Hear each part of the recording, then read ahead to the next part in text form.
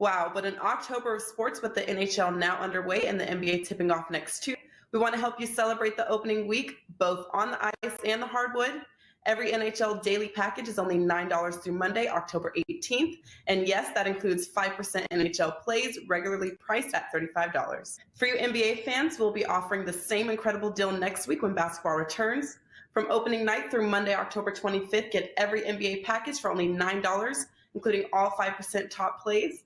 Plus, don't forget that WagerTalk TV will again be airing both Puck Time and the NBA Tip-Off Show every Monday through Friday.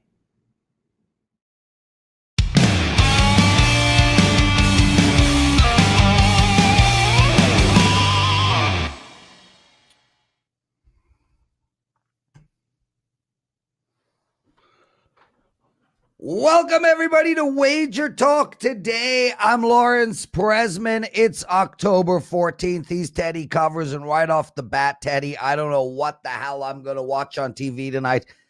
I have 4 TVs, and it's still not enough. Man, am I pumped. Are you kidding? This Game 5 in baseball, oh my God, it's going to be an epic, epic game. I got 3 hockey bets, all going at 7. Then we've got the NFL game. Who the hell has 5 television sets? Some people do. And again, I got 3 in my office, and you click back and forth. You get a sense of what's going on. That being said, tonight, after last night, which was a very quiet night, maybe the quietest night in sports that we've seen since the All-Star break. After that, to go into tonight, where you're not kidding. Game of the year in baseball tonight. You know, the winner of Giants-Dodgers immediately becomes the World Series favorite. Moving forward, these are the 2 best teams, or they have been all year. So, heck of a game in MLB. And then when you got Brady on another channel and your NHL, which I'm not going to turn on, but certainly you're going to watch as well. And the first week of the season, you watch everything when it comes to NHL or NBA or all of that. That's what you want to get, is that immersement in the new sport as it's opening. So I see your dilemma, Prez. What are you going to do about it? Well, I'm going to have, the good thing is that the hockey games start at 7 and the baseball and football games are in the mid-8s. So I'm really hoping 2 of my 3 hockey games are well in control so that I can move the TV over to the other games. But I mean, who knows, man? It'll be fun. I got split screens on my computer streaming program. I'll get it all in. That I promise you. But you can't focus on 5 games at the same time. I can't. You know, I mean, the max I can focus on is 3. You know, and that's why I have 3 TVs. Yeah. Well, listen, at least I'll have them on. So yeah, I mean, obviously I will struggle to focus, but all the hockey games will be over by 9:30, so it's not a crisis. I wouldn't consider this a crisis at all. Anyway, brother, what did you learn last night in the wonderful world of sports betting? Well, in a light night for sports betting, what do? You're working on the card.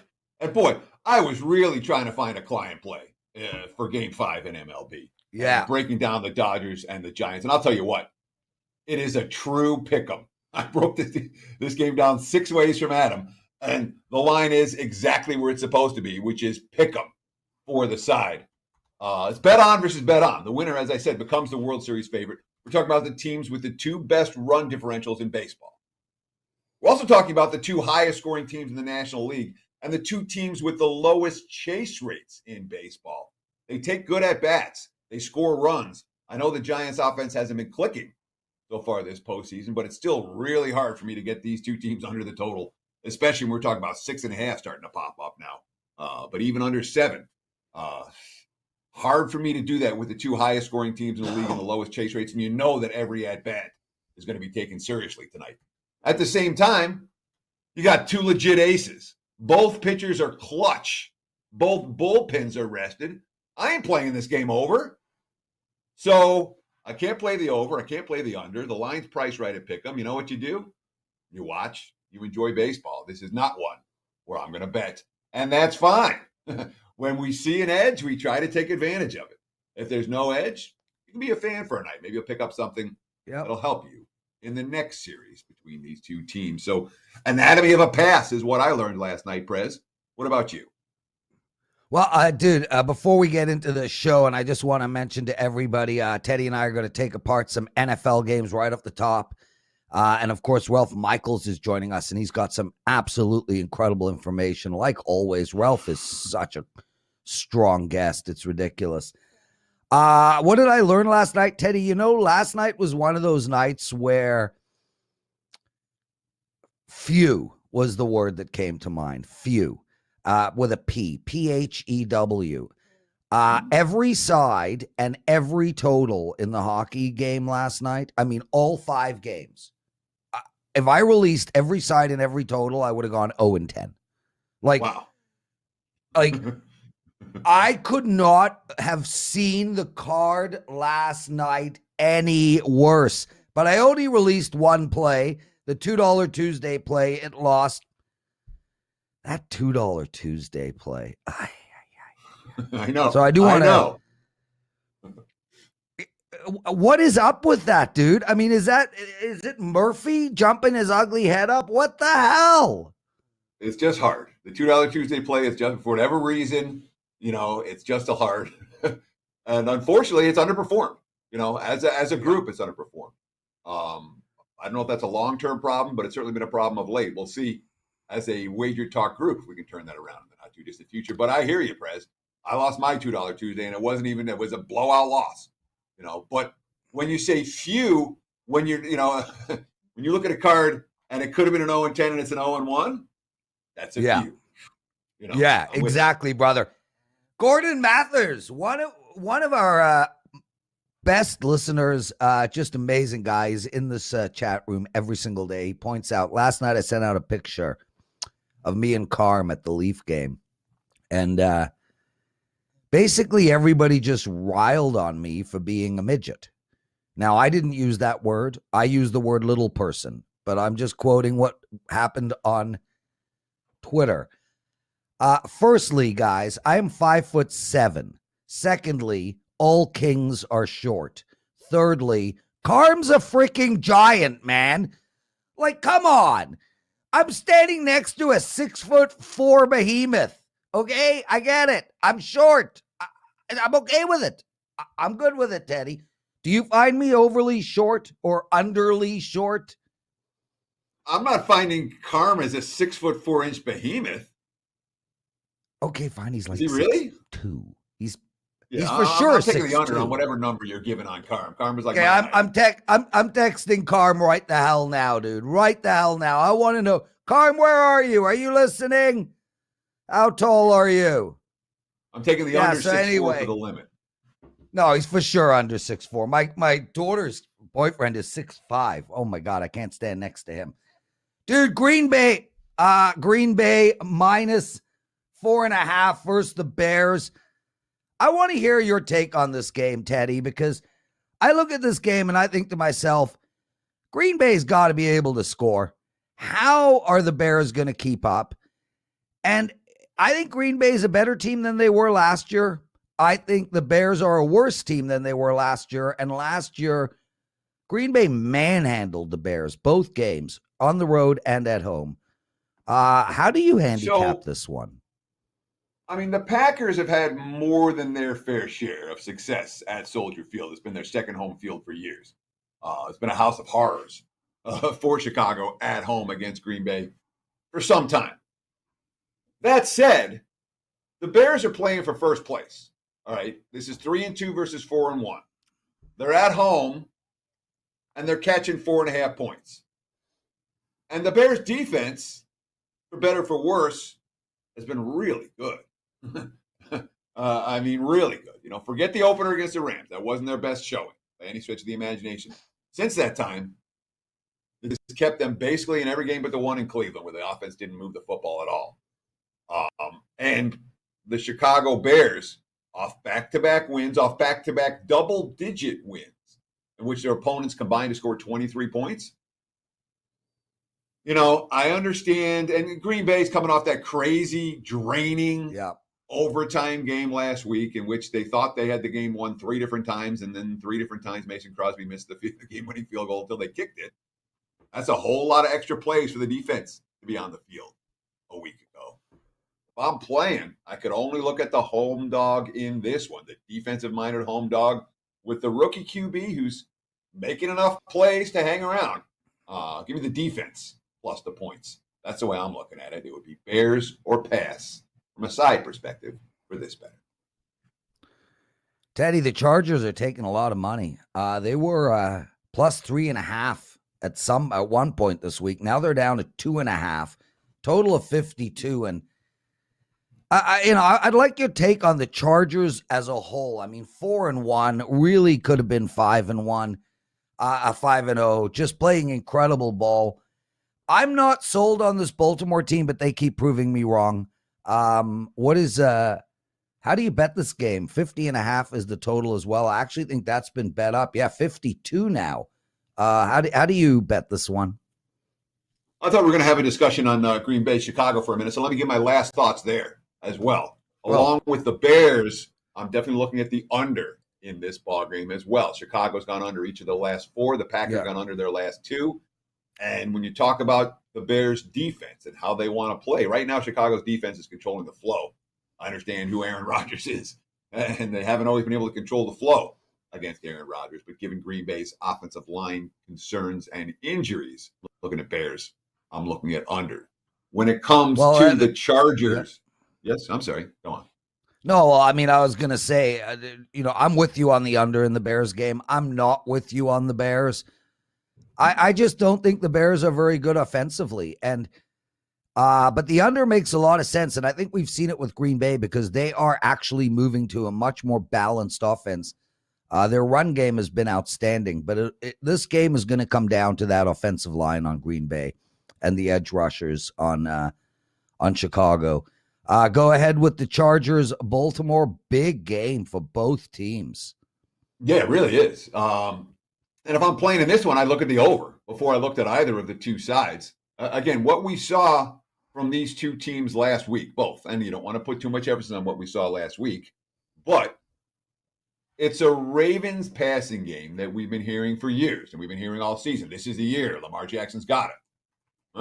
Huh? We saw it. Lamar Jackson's got it right now, and that passing game is capable of putting up big yards and points in bunches. And I'm not sold on the Chargers defense. Again, we saw last week what a good offense is going to do against this D, which is march up and down the field. 7.8 yards per play last week for Cleveland. Per snap. That means your average of 2nd and 2.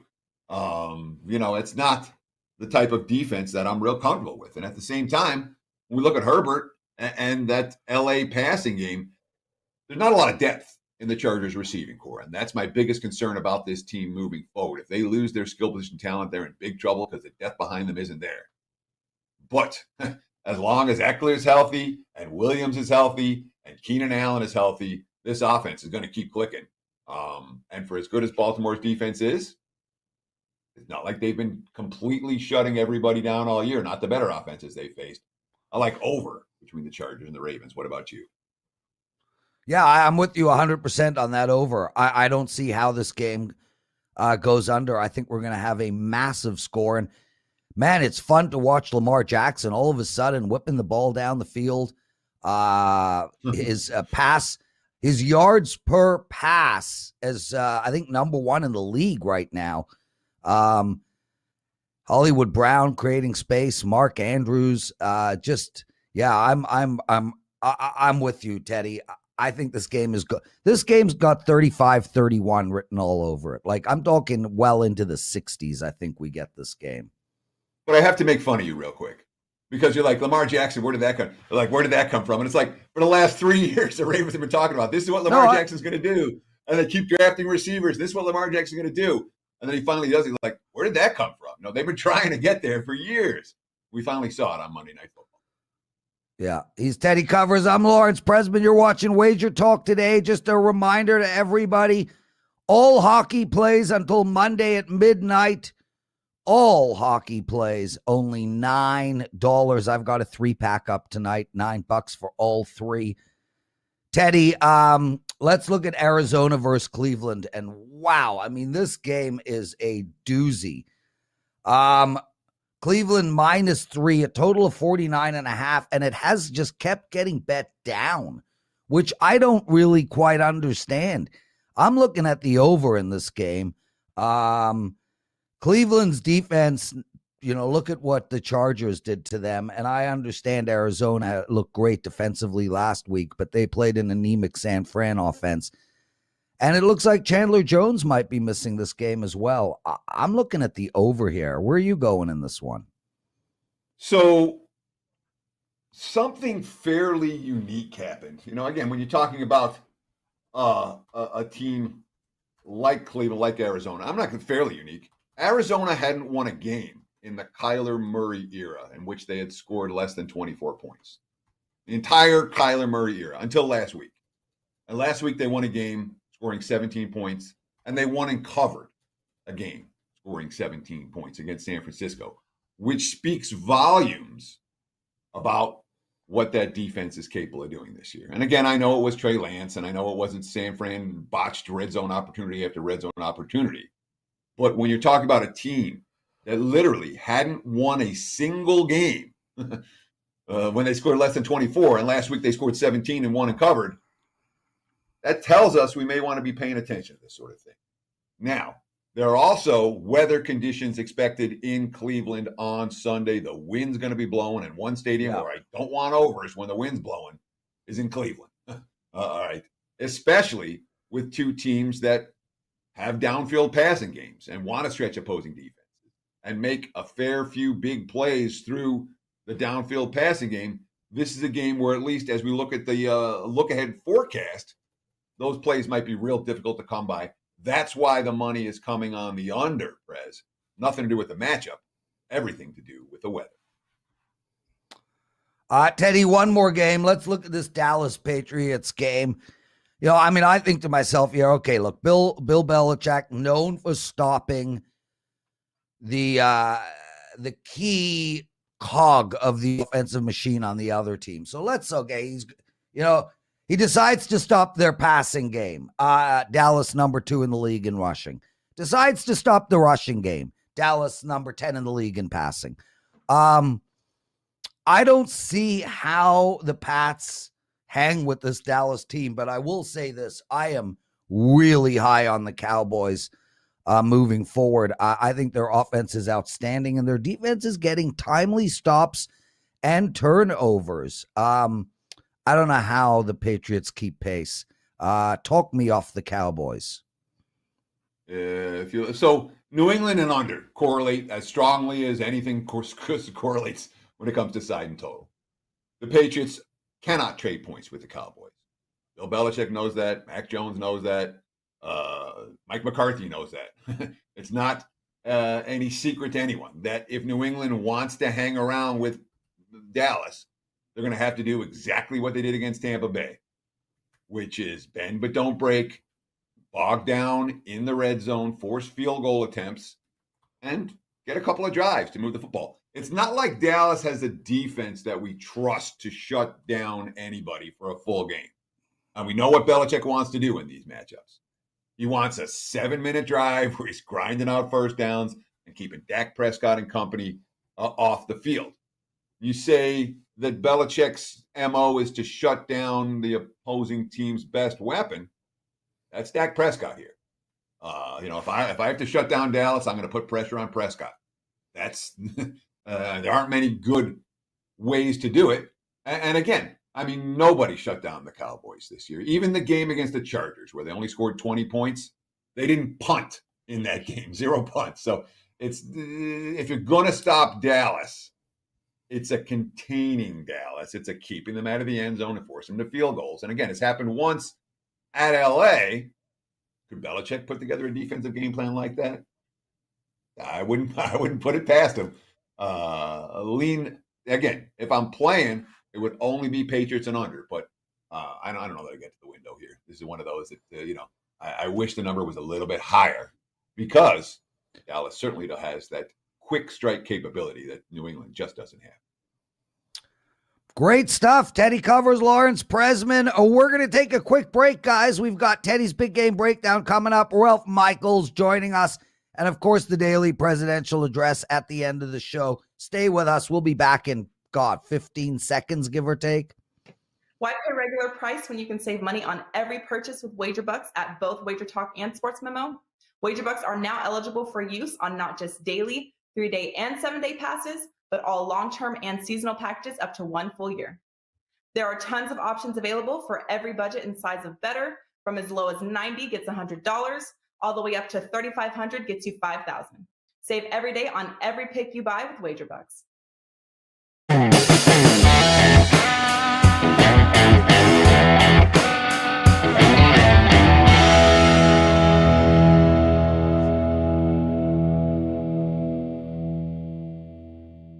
It is time for today's big game breakdown. Let's talk a little Friday night ESPN late night West Coast action in a big game as Cal travels to Oregon, 10:30 Eastern time, 7:30 here on the left coast on Friday night. Right now, looking at the WagerTalk live odds screen, I'm seeing mostly Oregon minus 13.5, total of 54.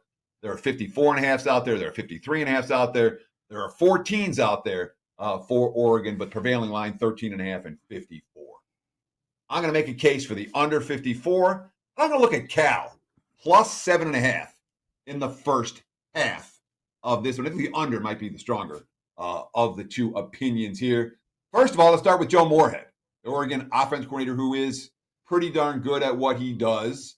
Moorhead's been out. He's been dealing with an undisclosed ailment. We don't know if he's going to play or call plays. Even if he does, it's not like Moorhead is brilliant when he's got weeks to design a game plan. Coming off of surgery, even if he calls the plays, I'm not expecting to see Oregon move the football up and down the field, especially since Justin Wilcox's defense has given the Ducks all kinds of fits in recent years. 17 points against Cal last year for Oregon, 17 points the year before, for Oregon against Cal in each of the last 2 years. And oh, by the way, the Ducks have to replace their best offensive weapon in C.J. Verdell at the running back position. And I'm not sold on Anthony Brown as the bet-on QB for Oregon. I watched him a handful of times already this year, and I come away underimpressed. On the other side of the equation, boy, that Oregon defense is as healthy as they've been all year. And again, they're not going to have Kayvon Thibodeau for the first half because he had a targeting penalty against Stanford late in that ball game. He'll be back in the second half, hence the Cal plus 7.5 first half.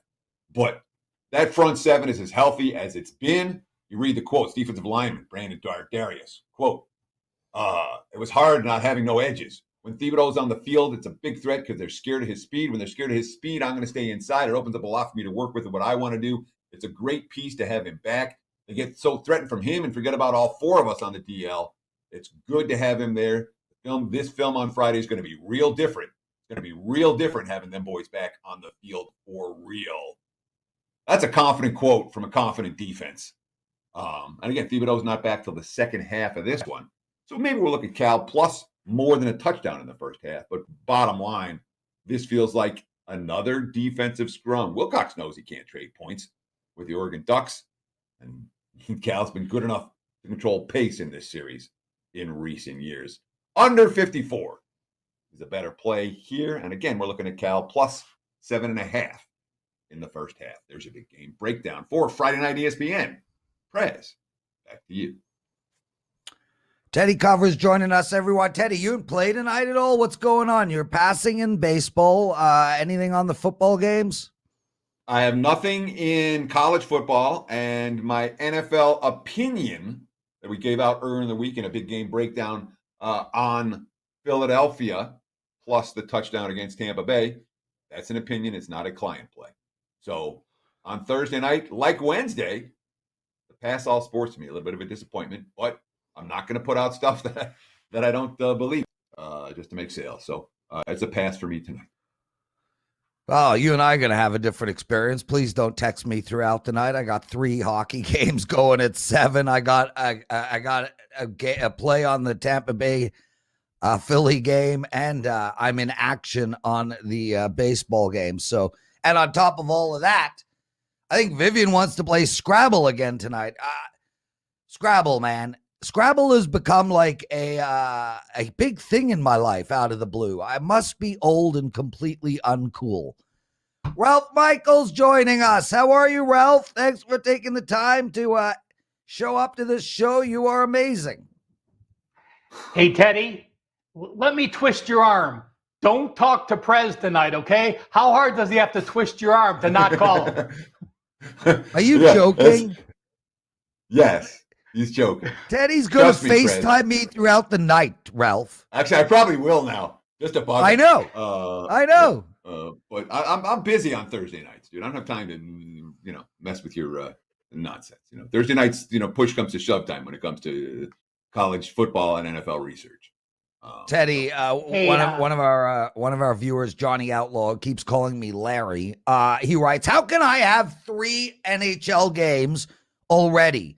If you go back to last year, I had 3 NHL games on the 3rd night of the season last year too, and I went 3-0, Johnny.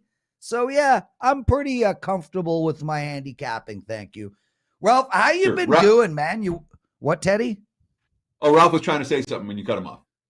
Well, yeah, no, we're good. We're good, Teddy. I was just, I've allotted from here on out 2 hours a day as I'm starting the WagerTalk College Basketball Guide. So from here on out, college basketball is 26 days away, and there's 130 some games opening night on Tuesday, November the 7th. So it is an exciting time. One thing I did want to talk about, and I love listening to you guys talk football, Teddy, I want to quantify something for you. And if Ralph's coming on, I have to give you a stat on something you talked about. I went back and looked up in the NFL, home dogs that have won back-to-back games by double digits, allowing 14 points or less, going all the way back to 2000. They have hit 73% in that role. So home dogs, back-to-back double-digit wins, allowing 14 points or less. Great handicapping walkthrough. We'll see if it does come to fruition. Teddy? What Ralph did is make my point for me. Okay, there you go. So it certainly makes the case for the under. It makes the case for the Bears, and that's the only way I would look in that ballgame. I'm not laying the price with Green Bay. So it's Bears or pass for this better. And Ralph gave me some ammunition to think about when it comes to 73% long-term angle supporting Chicago. Those are the type of things that put a lean into the play category. I love it. And that's look, there's a million reasons why we have Ralph on the show. And frankly, we'd have him on every day if he wasn't the busiest human being at WagerTalk. That's one of them. Ralph, we're going to talk Dallas, New England. We're going to talk college football teams after a bye, and we're going to look at Georgia and Kentucky. Where do you want to start? Well, you know what, guys? This is the perfect week to talk about buys. We're going to talk about them in the NFL. And why? Well, the first 4 teams are on buys. There are 6 teams on buys next week. So we open up a newsletter next week. We open up a newspaper. We start watching media. And how many times are we going to hear this team is rested and ready to play off a bye? I mean, it is going to be the most oversaid term. And I want to break a myth right here, right now on WagerTalk Today. And we're going to put that myth to bed. Dan, if Dan can show NFL teams after a bye, take a look at the bottom chart, guys. See the after bye in red on the bottom? If you blindly bet home favorites after a bye in the NFL, since 2015, you've hit 49%. Since 2010, you've hit 48%. So home favorites in the NFL the week after a bye are a losing proposition. So do not give them extra points. Do not put a check mark in. It's actually a negative. But let's take a look at what is a positive. After a bye, home dogs also a negative. 43% since 2015, 42% since 2010. So teams at home off a bye. Teddy and Prez, we've talked about this before, and I want to take a minute because it's such an important point. There are so many locals at bars that automatically think it's a positive for home teams after a bye. And Teddy, I've heard you talk many times. NBA teams at home during Christmas or during breaks. They're with their family. They're spending time at home. They're distracted with what they have to do. What happens to the visitor? They're not with their families. They're on a business trip. They're in the hotels. They're planning. And take a look at our road teams after the bye. On the bottom again, we're on the bottom chart. Away favorites after a bye, 50-50 since 2015, 51.2. But going back since 2010, away favorites are 56%. The only profitable situation since 2015 are away dogs off a bye hitting 59% ATS. So guys, before we go to before the bye, I do want to talk about those numbers with both of you. So when we look at the home dogs, because that's the big negative that stood out there, one of the long-term angles that a lot of the pros used to use was you bet the winless teams off the bye. You bet the very worst teams off the bye. And that was an angle, I remember when I first came out to Vegas, or maybe the first 10 years that I was out here, people talk about how profitable that angle was. Because the theory on it made sense. You know, you have a bye week, everyone's telling you stink for 2 weeks, you come out and you're supposed to put together a good performance. That is clearly a long way in the rearview mirror now. Do you think that some of that negativity for the home dogs is because of the winless teams off a bye, or is it just these home dogs aren't any good and they're not getting enough points off a bye? And that's the biggest reason behind it. Ralph, what's your thought process there? Teddy, I think that the parity in the NFL in the 90s and early 2000s is not here. We have great teams like KC and when the Patriots had Brady and what we see out of Tampa Bay. And we have teams like Jacksonville and Detroit. I mean, you know, we used to never talk about a winless team before. Now we've had couple years and teams only win one game. So I think it's because of the free agency that when the NFL league used to be a league, we probably had a 14-point swing from top to bottom. Now we have as much as a 20-point swing from top to bottom. So in my thoughts, that's the reason now that those 0 wins and the positive teams against the negative teams doesn't have the same track record as it is in your dad's NFL days. Yeah, Ralph, that's such a great point. Ralph, let's get right into the games you want to talk about. And the first is Dallas and New England. The back half of the chart. I do want to look at NFL before a bye, Prez, because you know what? Who talks about a team before a bye? Very few people write it up and think that's actually a positive. This one, I freaked out. Look at the green in NFL teams before a bye. Why? You're going into a week of rest. You know that you're not going to get worked as hard if it's a positive week going in. You know you have things to look forward to. Every situation since 2010, 54% or higher. And since 2015, away favorites are 50-50. But look at home favorites before a bye, home dogs before a bye, both 60%. We're talking about an amazing track record for something that doesn't get put into very many people's handicapping repertoire, NFL teams before a bye. What happened last week? Well, Atlanta played the Jets. Those teams cross off. New Orleans was before a bye. They beat Washington. And San Francisco was before a bye, but they only failed to cover by 1 point with their quarterback getting injured. So I certainly could put an asterisk on that team before a bye. So keep note, there are 6 teams on NFL byes next week. Make sure you put this thought process into your head. And the 6 teams on byes next week: Buffalo, Dallas, Jacksonville, the Chargers, the Vikings, and the Steelers. Note, the Jags get the bye after traveling to London. Miami does not get the bye after traveling to London. Both Atlanta and the Jets got the bye after traveling to London last week. So kind of a unique situation for the Dolphins. Most of the teams in that spots get their bye right after. Miami does not. So the before the bye angle, something to pay attention to, Ralph. Love it. Good stuff. Prez? Yeah, I mean, Teddy, it's like we're in freaking class with when Ralph comes on. Anyway, Ralph, but let's get into that it makes perfect sense. Yeah. It's not a trend that doesn't make sense.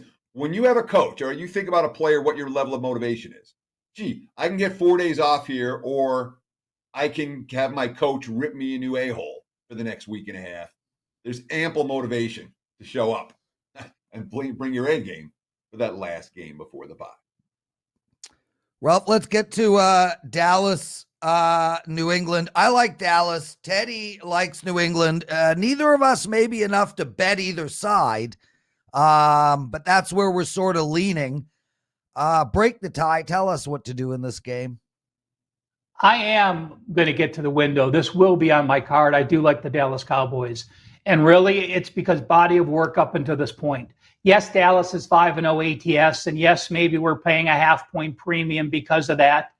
But we look at New England. They've played the number 31 strength of schedule. And guys, when I was talking yards per game and strength of schedule, I do want to mention that I added a college football and an NFL stat report to the front of the logs this week. So if you're used to checking out the logs and you haven't seen them, do go to WagerTalk.com and my homepage. New England's played the number 31 schedule and they're plus 2.2 yards per game. Dallas has played the number 11 schedule and they are 49.2 yards per game. But when I look at Dallas's offense up against New England's defense, I have concerns. Prez, you had said that you don't think the Patriots can keep track. I don't either. And New England's defense has performed well. Teddy talked about them slowing the clock and holding them. But let's break it down. Belichick had all summer to work on Tua, a second-year quarterback who wasn't even a complete starter that, is not likely to be a starter. He then had Wilson, a rookie from the Jets, making his second start. He had Mills, a rookie from Houston, making his third start. He had Jameis Winston, basically a first-year starter on a team, and he had Tom Brady, a quarterback he knows better than anyone with inclement weather. Now you have a Dak Prescott offense that is rolling as number 2. And remember, before Dak got hurt, they were the number 2 offense those first 5 games last year. I do think with those numbers, they will not be able to keep up. Weather's supposed to be great in New England, low 60s, no wind. I think the Cowboys do win. And I think the Patriots defense is going to start to regress when they play a legitimate row of quarterbacks coming up here. We've got just about 5 minutes left with Ralph Michaels, and I want to turn our focus to college football right now. We talked about NFL buys before and after. Ralph, what do you have for us in terms of college football teams coming off their bye week? We're just talking about after the bye here, and we're going to see a chart. I know you guys love charts, and you know me, I love to quantify charts and color code charts so we can see. Well, guess what? NFL, home favorites after a bye, a losing proposition. In college, it's even worse. Home favorites off a bye since 2017 have hit 46.2% in college. But Teddy, what shocked me was look to the right. Those months correspond with the left. So when you look at November home favorites off a bye, the chart to the right, they are 38.5%. How many times in November do we say this team's worn down? Oh, they're in the middle of a big division thing. They have a bye. And November home favorites in college football off a bye, 38.5%. I have to get your comments on this, guys, because that number to me jumped out as the biggest eye-opening number on anything on this chart. What about November away favorites? Because that stands out to me. You're talking at 65% on college football away favorites in November. But it speaks volumes about each month in college football is a little bit of a different handicap. And by November, it's a very different handicap than we're talking about in September. Because by November, there's a lot of momentum in play. And when the momentum gets snapped off a bye week or a team's not that good to begin with, I'm not surprised the home favorites aren't that good. Momentum matters more as the college football season progresses down the stretch. Would you agree, Ralph? Oh, absolutely. I think that's a good point. And let's remember November, the rivalry months. The home favorite, you're probably laying a few points more if you're the better rival. And we've seen in series after series after series, that dog has extra motivation in November. And as far as away favorites go, it's just a number I'll keep looking at. Home dogs and away favorites after the bye have been successful. I will tweet both of these charts, guys, at Cal Sports LV. I'm sure Prez and Teddy will retweet. So you'll be able to spend more time and look at both of these charts and break them down on your own and take a look at those numbers. Just awesome, Ralph. Unbelievable stuff. Let's talk, speaking of motivation, Georgia, Kentucky. I was on Kentucky last week. Outstanding. Georgia, even better. This is a monster of a game. I would say more so for Kentucky because they've never found themselves in a playoff contending position. How you betting this game? Well, that's part of the reason, Prez, that I'm taking Georgia. I'm actually going Georgia first half minus 13. It was 12.5 last night. I played it at 12.5. It's now 13. I'm even starting to see some 13.5s in that Georgia game first half. But do grab the 13 now. And it's this. Exactly. Kentucky's never been in this conversation. They're off their biggest win of the season against Florida, snapping a 38-game or 33-game losing streak. Then they play LSU, a huge game they're not accustomed to. And now they're playing the AP number 1. And when you have a defense like Georgia, I compare this Georgia team much to the Alabama team a few years ago when they had an elite defense and a very good offense. What happens in the first quarter? Well, they've outgained their foes 147-9. They've allowed 9 first half points this year. Wow. And the issue when you have a number 1 or a number 130 in college football is you can't quantify it. Yes, Georgia's defense is one notch better than number 2, but realistically, they are probably like negative 15. They are probably 16 notches better than the number 2 defense. And a lot of times you get value with the 1 or fading the number 130 because they're that far difference from their next opponent. But I think this defense is elite. I think when you look at who's Kentucky's faced, I don't think their offense can score in the first half against Georgia. Georgia's a very proud team that knows they haven't allowed a first half touchdown. And when you get with teams like that, there's extra motivation. Teddy, you and I talked about live betting a team that has a shutout going into the second half because that defense tries a little harder. There is an absolute motivation to shut out a foe. Well, Georgia has that in the first half. The offense, it doesn't matter who's at quarterback, is good enough to move against Kentucky. This Kentucky team, yes, they mauled a banged-up LSU team, which is as injured as any team in the country, and they ran for 330 yards. This quarterback is going to struggle. He was sacked 8 times against 3 opponents. This Georgia team, without a rush attack, will be able to get extensive pressure, have at least 3 or 4 sacks, force at least a couple interceptions. Georgia is going to be a best bet on my card, minus 13 in the first half. There you go, everybody. Ralph Michaels joining us. Gave out 2 client plays today. Dallas against New England and Georgia first half bet against Kentucky. Brilliant, brother. What do you got to promote? Well, a rare week for me. I am posting a 5% in college football and a 5% in the NFL. In 3 years, this is only the third time I've had a 5% on both Saturday and Sunday. But more importantly, absolutely free at WagerTalk. We do amazing content. Do check out the college football and the NFL logs. And hey, in about 2.5 or 3 weeks, the college basketball 2021-22 WagerTalk guide will be available. Ralph Michaels, everyone. Awesome stuff. Teddy, it's time, brother. Let's go. Daily presidential address.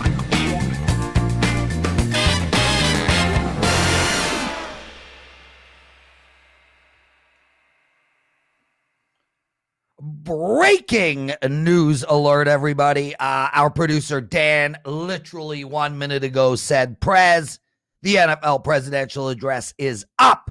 It's live.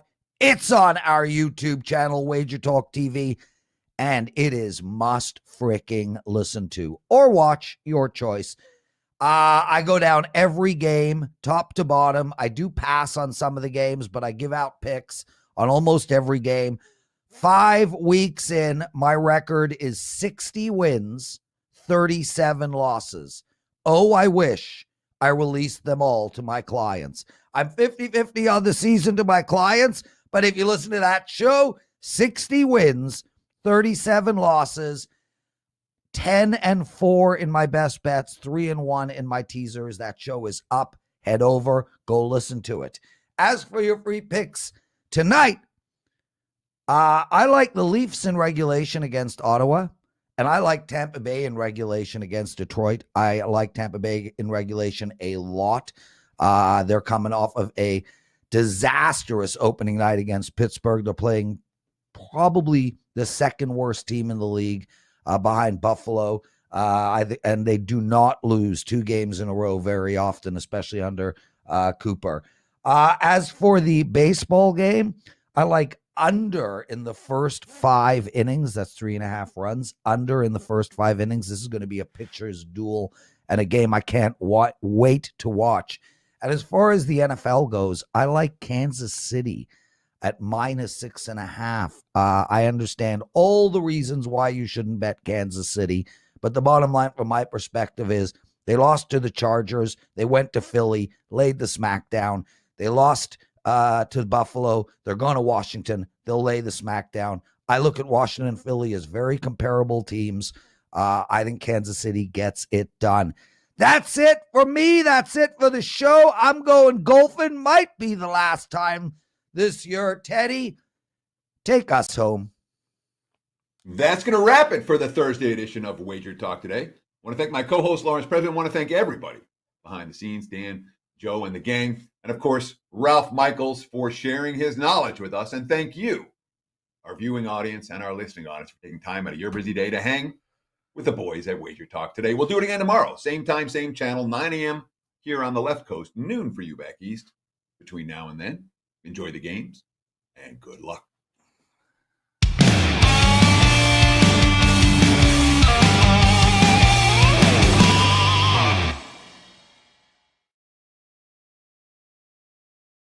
Sign up for the free WagerTalk text club to gain access to free plays and exclusive discounts. Just text WagerTalk to 33222 to sign up and get a $10 coupon to use on WagerTalk.com.